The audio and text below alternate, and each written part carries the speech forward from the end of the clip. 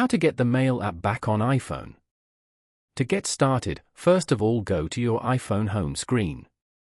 As you can see, you cannot find the Mail app over here. Now, keep swiping left till you reach the app library page. Here, the apps are placed in different groups accordingly. For example, entertainment, social and more. Go to the search bar and type in Mail.